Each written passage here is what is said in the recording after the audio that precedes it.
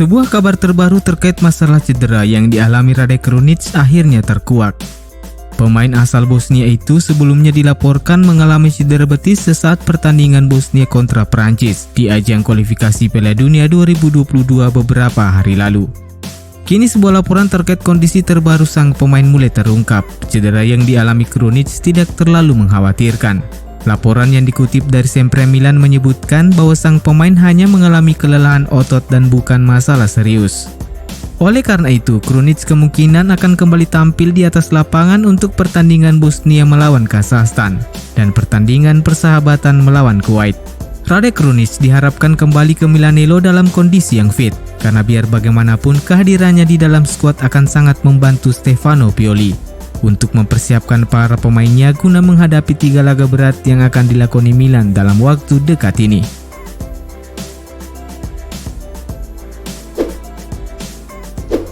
AC Milan nampaknya menjadi klub terakhir yang dibela oleh Mario Mandzukic. Setelah kontraknya tak diperpanjang Rossoneri, Mandzukic secara resmi memutuskan untuk pensiun dari sepak bola di usia 35 tahun.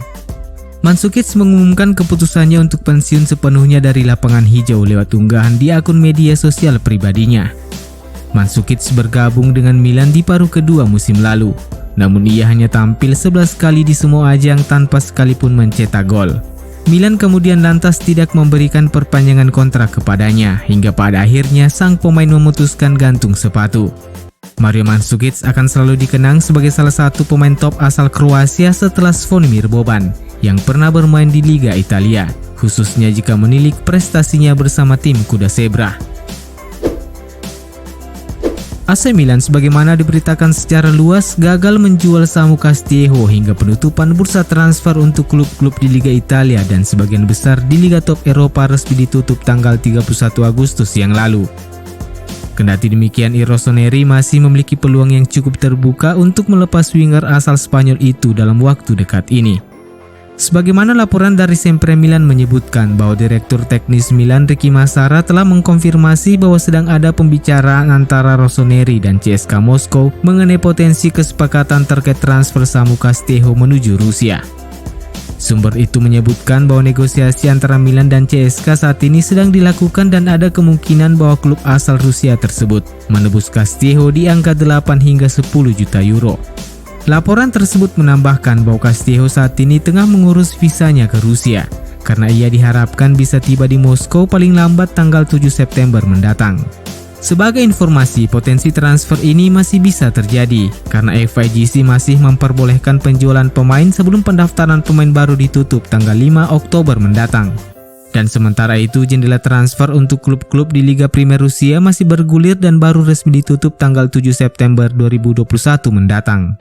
Kabar ini mungkin akan mengakhiri spekulasi terkait masa depan Samu Castillejo bersama Milan, setelah kabar kepindahannya ke Spanyol dan ke Jerman yang tak jua menjadi kenyataan. AC Milan dikabarkan telah membentuk divisi khusus untuk menangani masalah cedera pemain, setelah mengalami serangkaian masalah cedera yang dialami para pemainnya sepanjang musim lalu.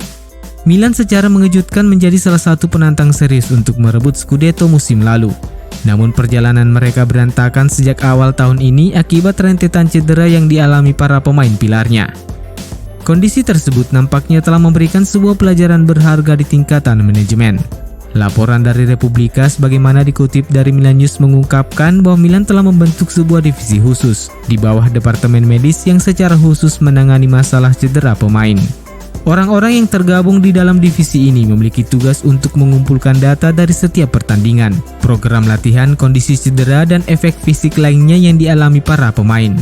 Ini tentu saja menjadi sebuah terobosan baru yang dilakukan Milan di bawah kepemilikan Elliott Management, dan harapannya divisi baru ini bisa memberikan banyak kontribusi khususnya untuk penanganan masalah cedera yang kerap mendera para pemain AC Milan.